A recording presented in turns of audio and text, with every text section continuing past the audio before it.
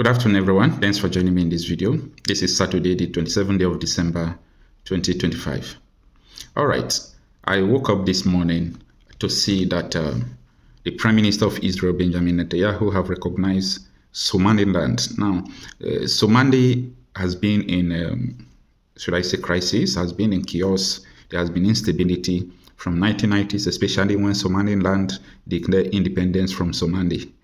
Somali is a country that when you hear the word Somali, the name Somali threatens people because it is synonymous with instability, insecurity.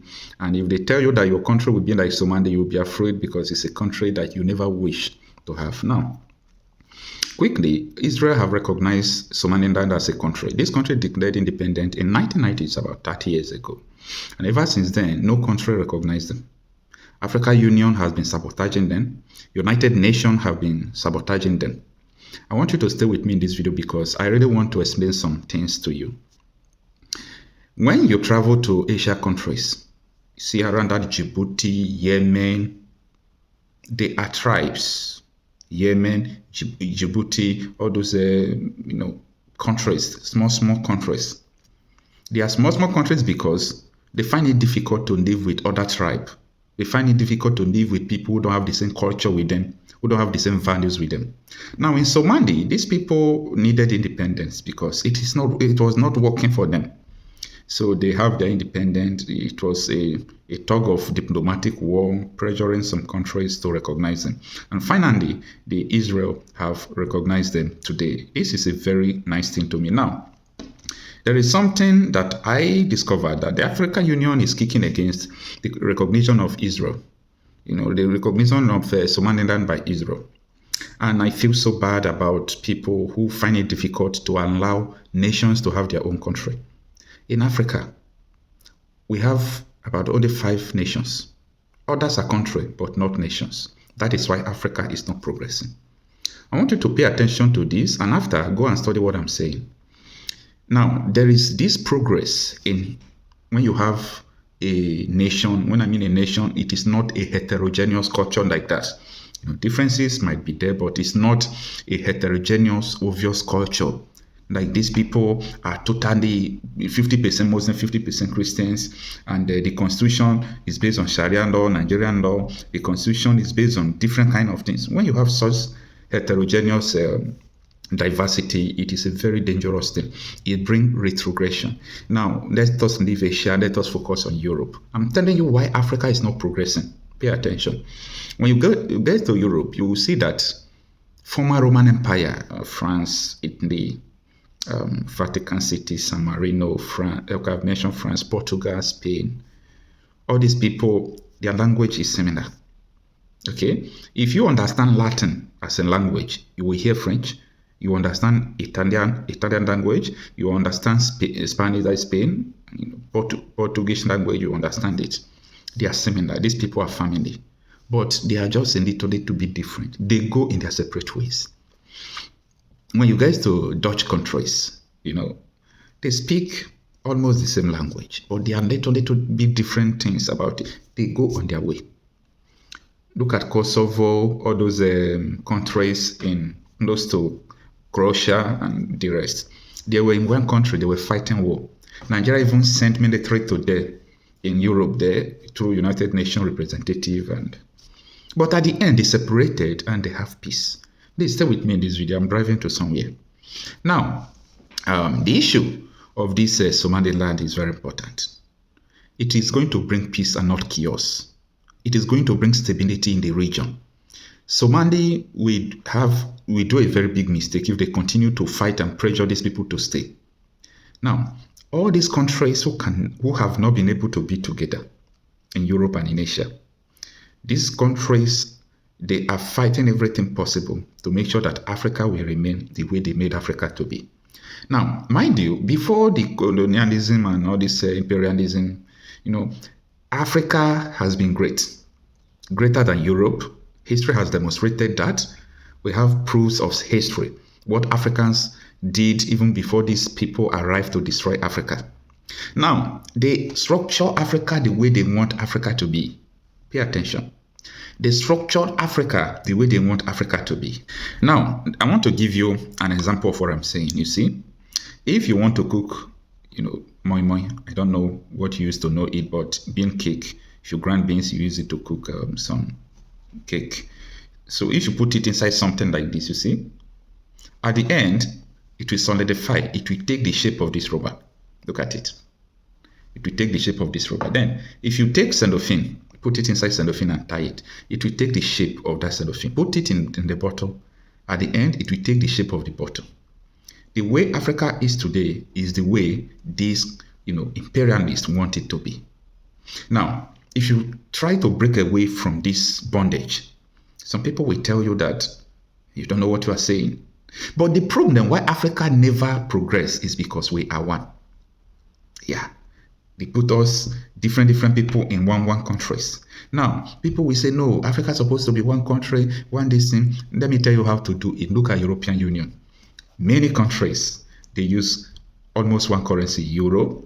They have free trade zone. You can travel, literally borderless, but they have border control.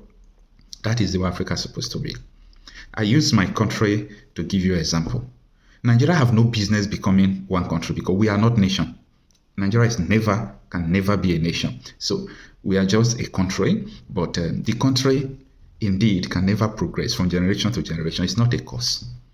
Because people have different motive why they get power. They have agenda why they get power. The agenda cannot be for the country. The agenda can be for their nation. If a Yoruba man is the president, his agenda will always focus on Yoruba nation. Watch the appointment, watch everything. If a Fulani man is the president, his agenda will be for the Fulanese nation, like Buhari. If Igbo man becomes the president tomorrow, maybe he might do the same thing, and so on and so forth. I understand that Jonathan was trying to please everybody. At the end, he did not please anybody. He pleased nobody when he was trying to please everybody. Why? Because we are not one and we can never be one. You understand? The disintegration of these countries that all these Britain, France joined together is the key to the progress of Africa.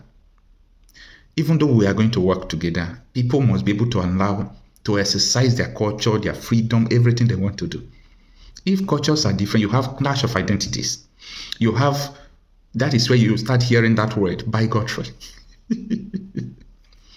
You cannot come to some countries like, where I used to give example now. There are some countries you will not see anything like bigotry. Why? Because it is a nation. You don't see bigot in a nation. You see bigot in a place that is not a nation.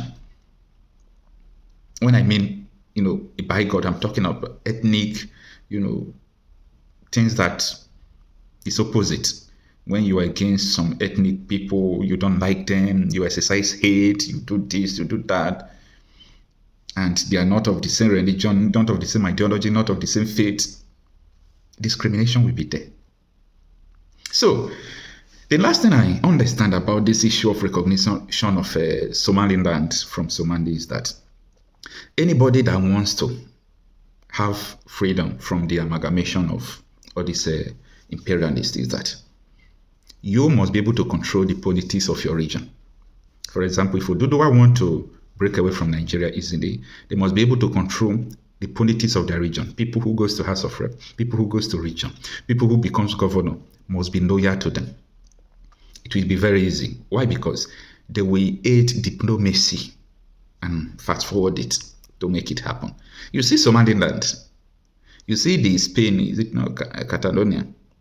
What I understand why these people made the progress is because they were able to take control of the politics in their region. And I understand that people will say that Nigeria case is different. In Nigeria, you can't win an election by free and fair and so on and so forth. So that is also a yardstick to measure whether you have the ability to break away or not. If you're unable to take power, decide who rule you in political sphere, if you're unable to do that, you can't achieve an independent nation. Go and write this thing on the wall. If you feel that this thing is no, because they are unfair, nobody will be fair to give you a country. Nobody will be fair to give you a country. They will not dash you that country. So it is important What I'm just talking, what I learned from this Somaliland, though, they were able to control. In fact, they set up parliament. They set up parliament. You see, like the southeast Nigeria, for example, all their senators and House of Rep. There are some that time. There are some things they will talk. They didn't say it well. They will all leave the House of the legislature's house. The House of Rep or the Senate chamber. There, they will leave. I want you to think about this. Imagine if the whole House of Rep and senators and governors are working with the Yoruba Nation, agitators, leader Sunday Igboho, for example. You will understand the kind of success they will make. If everybody, the whole House of Rep, senators and governors are working to the leader of Biafra agitation, you understand the progress they will make. So it's all about policy and diplomacy. That works faster. That works better. And it gives people progress because it will enable you to continue to work for what you are anticipating. Like building bridges, building factories, doing things that you are anticipating for something, you start progressing. So these are the things I discovered and I learned from this recognition. Let me know what you think about it. Anyway, congratulations to Somaliland and their president.